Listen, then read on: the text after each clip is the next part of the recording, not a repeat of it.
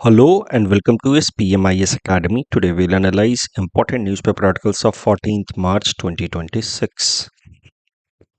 Please note you can download the PDF version of today's newspaper analysis by clicking the link given in the comment section.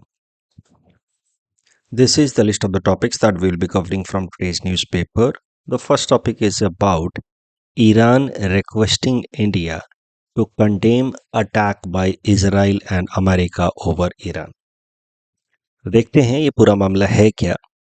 So this topic is going to be important from our syllabus GS paper 2 international relations point of view. देखिए, एक current news पे आने से पहले एक बार ये जो BRICS grouping है इसके बारे में क्विकली देख लेते हैं.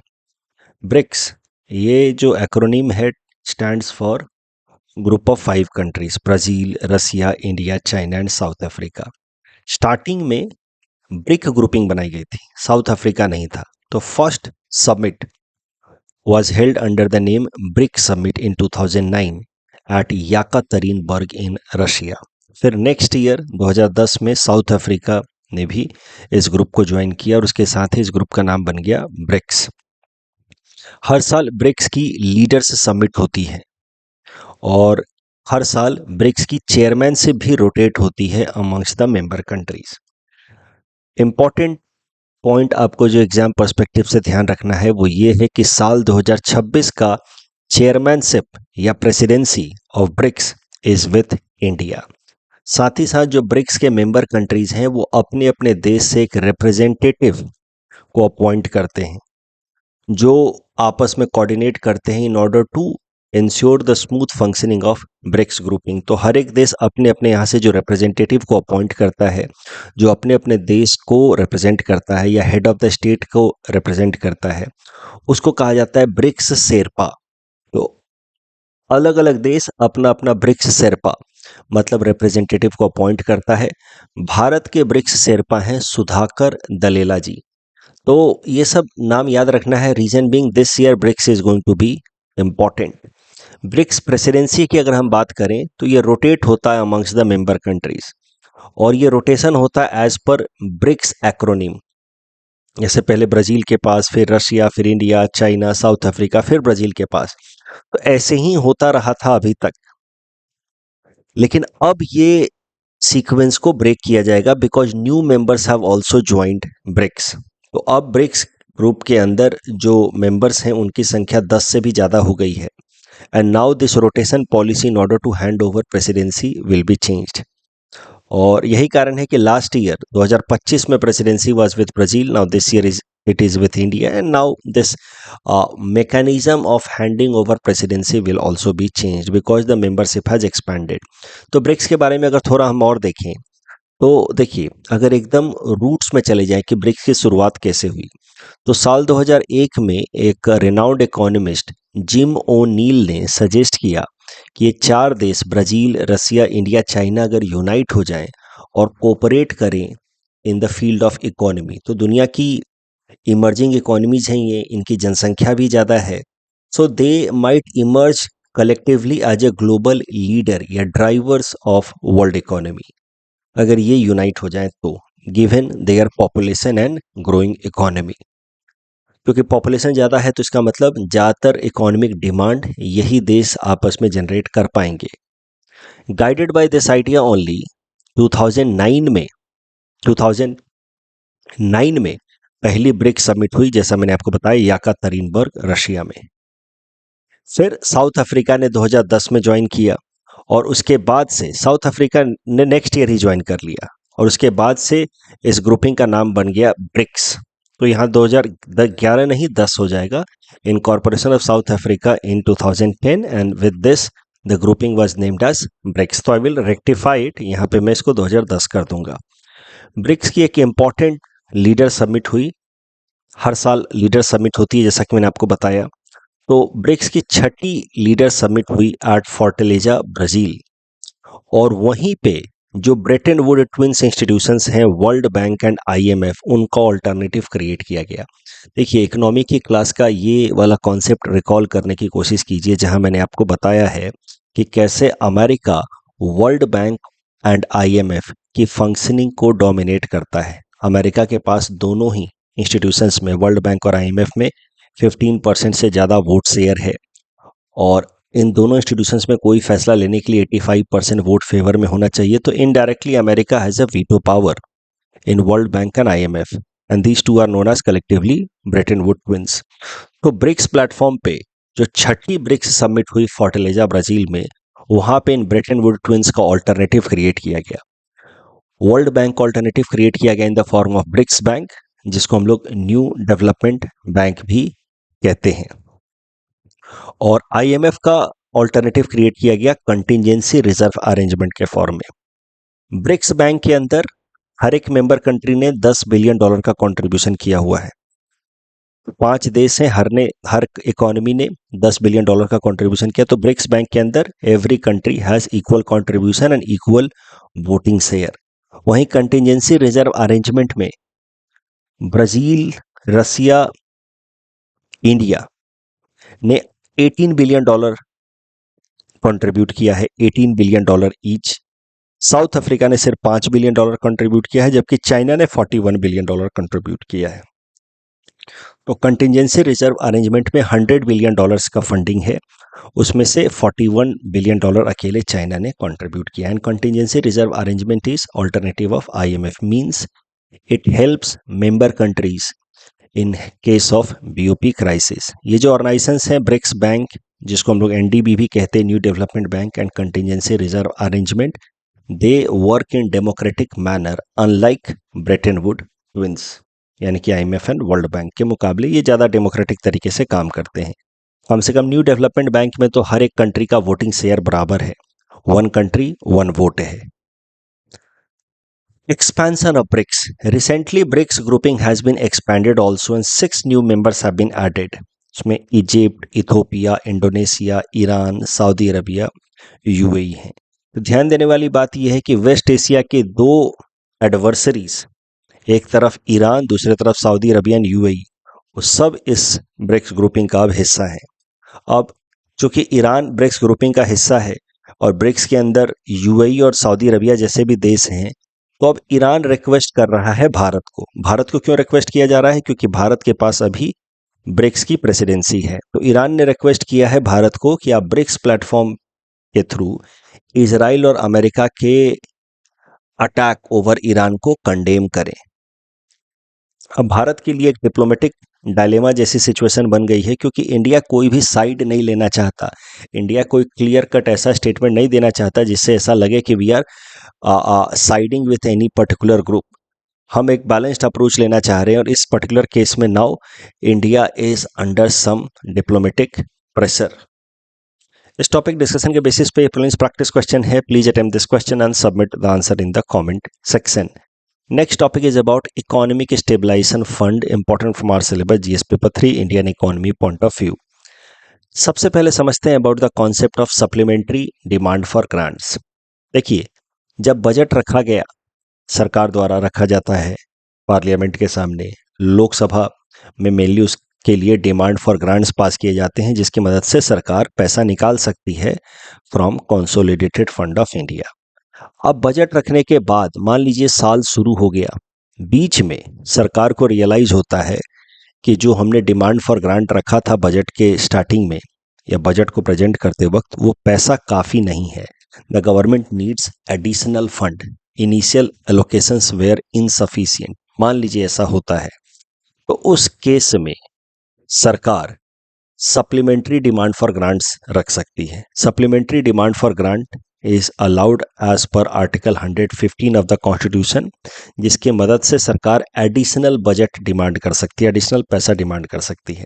और अगर सप्लीमेंट्री डिमांड फॉर ग्रांट्स को लोकसभा ने ऑथराइज कर दिया, तो government can avail additional fund from consolidated fund of India. तो ये जो सप्लीमेंट्री डिमांड फॉर ग्रांट का जो कॉन्सेप्ट है, it allows government to deal with emergencies, unexpected situation.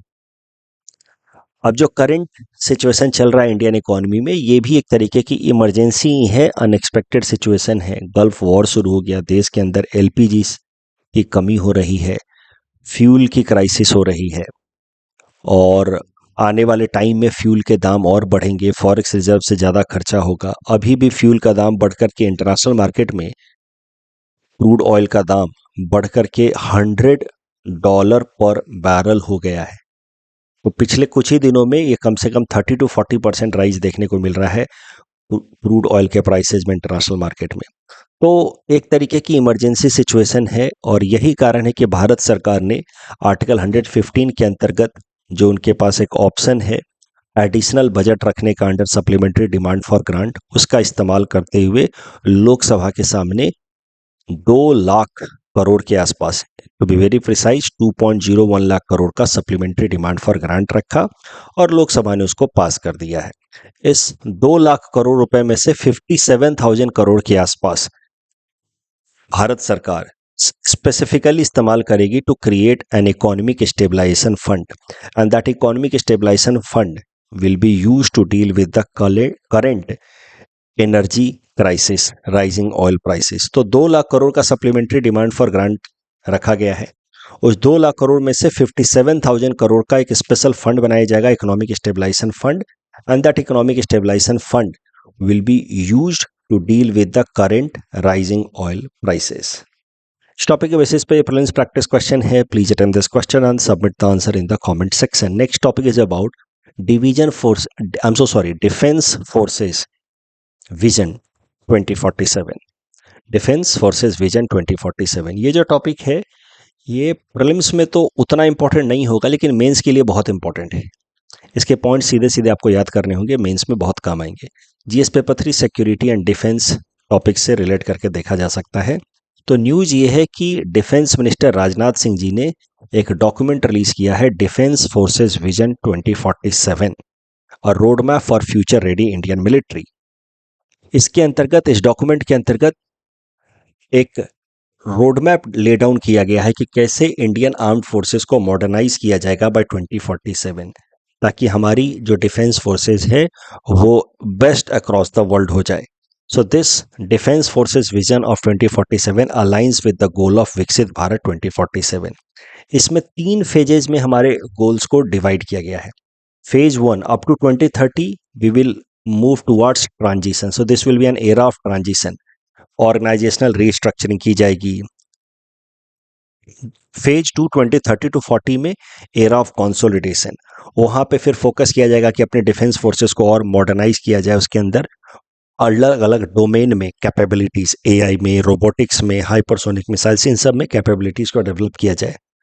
और फेज 3 स्टार्ट होगा 2040 ऑनवर्ड्स अप टू 2047, वहाँ पे उसको कहा जाएगा एरा ऑफ एक्सेलेंस, जहां पे Indian forces will now look forward to transform itself into world class military. तो ये 3 फेजेस में ब्रेक डाउन किया गया है डिफेंस फोर्सेस विजन 2047 को, era of transition, consolidation and excellence. और ओवरऑल डिफेंस फोर्सेस विजन 2047 के इंपॉर्टेंट पिलर्स को देखें, इंपॉर्टेंट गोल्स को देखें, तो एक लक्ष्य है इंटीग्रेटेड थिएटर कमांड का। Integrated theatre command will come under this consolidation activity. Integrated theatre command के अंतर्गत हमारी जो 3 आर्म्ड फोर्सेज हैं, army, navy and air force, इन सबको एक कोऑर्डिनेटेड तरीके से एक पर्टिकुलर रीजन में उनको लाया जाएगा। अभी क्या होता है कि आर्मी के अलग कमांड एरियाज होते हैं, नेवी की अलग होती हैं, एयर फोर्स की अलग होती हैं। तीनों अपना अलग अलग ट्रेनिंग कर रहे होते हैं, ड्रिलिंग कर रहे होते हैं, फंक्शन कर रहे होते हैं। जब कभी वॉर जैसी सिचुएशन क्रिएट होती है तब कोऑर्डिनेशन बनाने की कोशिश की जाती है। अभी इंटीग्रेटेड थिएटर कमांड बस एक ही है भारत का, वो है अंडमान एंड निकोबार आइलैंड में, जहां पे आर्म फोर्सेस के तीनों wings, navy, air force and army, coordinated तरीके से अपना ट्रेनिंग, ड्रिलिंग एंड मैन्यूवरिंग करती है। बाकी सब जगह पे तीनों विंग्स अलग अलग अपना इन नॉर्मल टाइम अपना ट्रेनिंग, ड्रिलिंग, मैन्यूवरिंग करती हैं। वॉर के टाइम में कोऑर्डिनेशन डेवलप करने की कोशिश की जाती है। तो अब इंटीग्रेटेड थिएटर कमांड का लक्ष्य है कि तीनों आर्म फोर्सेस को एक कोऑर्डिनेटेड तरीके से उनको साथ लाया जाए, ताकि पहले से ही कोऑर्डिनेशन बनी रहे, ना कि वॉर के टाइम में कोऑर्डिनेशन बनाने की जरूरत पड़े। तो इससे क्या है कि आर्म फोर्सेस का कंसोलिडेशन हो पाएगा। सो एक लक्ष्य है इंटीग्रेटेड थिएटर कमांड का। दूसरा है टेक्नोलॉजिकल ट्रांसफॉर्मेशन का, एआई, रोबोटिक्स, हाइपरसोनिक मिसाइल्स, नए नए टेक्नोलॉजीज इन्फ्यूज किए जाए इंडियन आर्म फोर्सेस के लिए। उसके अलावा आत्मनिर्भर डिफेंस प्रोडक्शन, ये भी बहुत जरूरी है। इनफैक्ट ये सबसे जरूरी है। आपने देखा अभी 3-4 दिनों पहले सिप्री रिपोर्ट में मैंने बताया कि भारत दुनिया का दूसरा सबसे ज्यादा डिफेंस इंपोर्ट करने वाला देश है। पहले नंबर पे यूक्रेन है, और यूक्रेन की तो अभी मजबूरी है क्योंकि वो वॉर में है। लेकिन भारत रेगुलर तरीके से बहुत ज़्यादा डिफेंस इंपोर्ट करता है। इससे इकोनॉमिक चैलेंजेस तो आते ही हैं, फॉरेक्स रिजर्व एक्सपेंडिचर तो बढ़ता ही है, साथ ही साथ हमारी dependency on other countries for defence supplies बढ़ती है। और डिफेंस सप्लाईज के लिए अगर हम दूसरे देशों पे निर्भर हैं तो कहीं ना कहीं ये हमारे लिए एक स्ट्रेटेजिक वल्नरेबिलिटी है। उन्हीं देशों के साथ अगर हमारा कभी डिस्प्यूट हो जाए जिससे हम डिफेंस इंपोर्ट कर रहे हैं, डिफेंस इक्विपमेंट इंपोर्ट कर रहे हैं, तो फिर उस केस में ये देश अपने इस डिफेंस सप्लाई का फायदा उठा सकते हैं। डिफेंस सप्लाई में सिर्फ एक बार में इक्विपमेंट्स नहीं आते, बाद में उनके लिए फ्यूल, मेंटेनेंस कॉन्ट्रैक्ट, ये सब भी दिया जाता है। मान लीजिए कि हम एक बड़ी सी मिसाइल लेकर के आए किसी देश से, और बाद में उस मिसाइल को ऑपरेट करने के लिए जो टेक्नोलॉजी है उसमें अपडेशन ला दिया, अपडेट कर दिया उस देश ने, या फिर अगर नहीं भी किया, हम उसको पूरी तरह से ऑपरेट कर पा रहे हैं, बट जिसने उसको डेवलप किया है वो उस तरीके की मिसाइल, उस तरीके के फाइटर जेट्स को कैसे काउंटर करना है वो बेहतर जानता है। तो जब तक हम डिफेंस इंपोर्ट के लिए दूसरे देशों पे, या जब तक डिफेंस इक्विपमेंट्स के लिए हम दूसरे देशों पे निर्भर हैं, तब तक हमारी आर्मी वर्ल्ड क्लास मिलिट्री नहीं हो सकती। तो आत्मनिर्भर डिफेंस प्रोडक्शन करना है, ह्यूमन रिसोर्स का भी डेवलपमेंट करना है, हाई स्किल्ड सोल्जर्स डेवलप करने हैं for modern warfare, and more participation of women in armed forces has to be done. इससे हमारा ह्यूमन रिसोर्स डाइवर्सिफाई भी होगा, मॉडर्न भी होगा। साथ ही साथ डिफेंस डिप्लोमेसी भी प्रैक्टिस करनी होगी, joint military exercises, strategic partnership with different countries.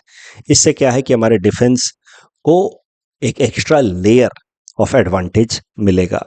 इस टॉपिक डिस्कशन के बेसिस पे प्रीलिम्स प्रैक्टिस क्वेश्चन है। Please attempt this question and submit the answer in the comment section. ये सवाल, जैसे कि मैंने आपको कहा, ये टॉपिक पूरा पूरा मेंस पर्सपेक्टिव से ज्यादा जरूरी है। सीधा सीधा प्रश्न आ सकता है कि डिफेंस फोर्सेस के क्या क्या करंट चैलेंजेस हैं और इसके लिए क्या क्या स्टेप्स लिए जाने चाहिए। ये जो स्टेप्स हैं यही अपने आप में चैलेंजेस भी बता रहे हैं इनडायरेक्टली, कि लैक ऑफ कोऑर्डिनेशन है, मॉडर्न टेक्नोलॉजीज का भी इन्फ्यूजन कम है, डिफेंस इंपोर्ट पे डिपेंडेंसी ज़्यादा है, ह्यूमन रिसोर्स ज़्यादा डाइवर्सिफाई नहीं है। तो ये जो सॉल्यूशंस हैं अपने आप में चैलेंजेस का भी एक इंडिकेशन देते हैं। तो मैंने एक प्रश्न बना करके दिया है, आप इस क्वेश्चन को अटेम्प्ट करें। Next topic is about ISRO successfully conducting CE cryogenic engine 20 ground test. CE 20 ground test ISRO ने सक्सेसफुली टेस्ट किया है। This topic is going to be important from our syllabus GS paper 3 science and technology point of view. सबसे पहले समझते हैं cryogenic engine होता क्या है। देखिए, क्रायोजेनिक इंजन रॉकेट के अंदर लगा होता है। रॉकेट जिसका काम होता है किसी भी सैटेलाइट को ले जाकर के स्पेस में छोड़ना। अब रॉकेट के अंदर अलग अलग इंजन्स लगे रहते हैं जो अलग अलग स्टेजेस में काम करते हैं।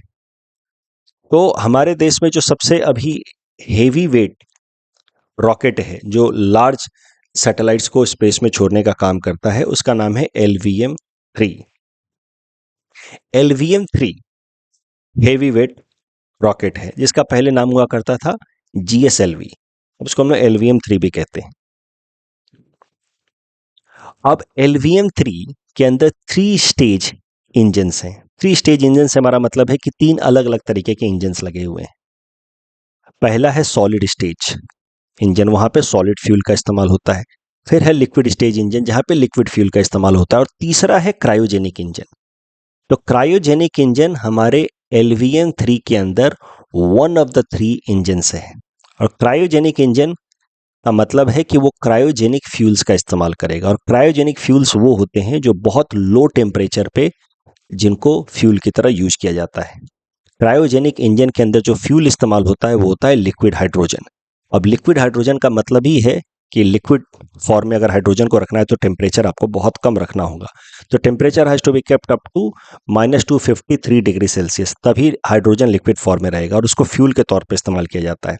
और वहाँ पे फिर हाइड्रोजन को ऑक्सीडाइज करने के लिए, ताकि एनर्जी जनरेट हो, लिक्विड ऑक्सीजन का इस्तेमाल किया जाता है एज एन ऑक्सीडाइजर, जिसका टेम्परेचर -183 डिग्री सेल्सियस तक रखना होता है।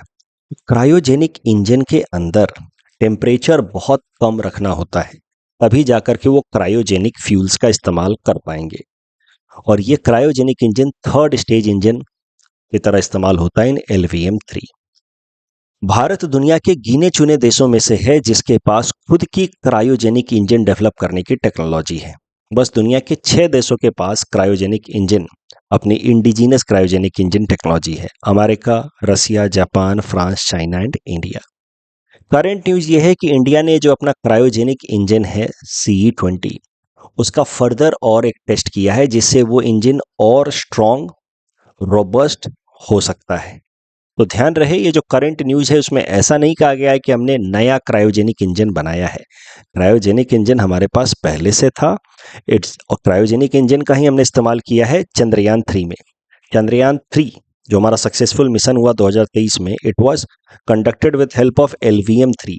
LVM-3 जिसके बारे में मैंने बताया, हेवी रॉकेट्स को स्पेस में छोड़ने के लिए काम आता है। तो LVM-3 was conducted, LVM-3 was used as a rocket to place Chandrayaan 3 in its intended orbit। और चंद्रयान 3 तो लैंडर मिशन भी है, रोवर मिशन भी है मून के ऊपर। तो LVM-3 के अंदर ऑलरेडी हमारा क्रायोजेनिक इंजन इस्तेमाल हुआ था। तो क्रायोजेनिक इंजन हमारे पास पहले से था। एक रिसेंट जो टेस्ट कराई गई है, recent test, it has helped in improvement, payload capacity वगैरह इंप्रूव होगी, जिससे जो फ्यूचर प्रोग्राम हमारा आ रहा है गगनयान मिशन, वो और बेहतर तरीके से हम कर पाएंगे। इस टॉपिक के बेसिस पे प्रीलिम्स प्रैक्टिस क्वेश्चन है। Please attempt this question and submit the answer in the comment section. UNSC से रिलेटेड जो पहला स्टेटमेंट है वो तो ठीक है, 15 मेंबर कंट्रीज हैं, 5 परमानेंट 10 नॉन परमानेंट। लेकिन दूसरा स्टेटमेंट गलत है। सारे कंट्रीज के पास वीटो पावर नहीं है, बस 5 परमानेंट कंट्रीज के पास वीटो पावर है। अगेन चीफ इलेक्शन कमिश्नर से रिलेटेड जो दूसरा स्टेटमेंट है वो जाकर के गलत हो जाता है because of this word simple majority. यहाँ पे क्या चाहिए? स्पेशल मेजोरिटी चाहिए। पहला स्टेटमेंट ठीक है। Physical health index release by NITI Aayog. Mulching in agriculture covering soil surface with organic or inorganic materials. That's all from our side for today. Thanks for watching.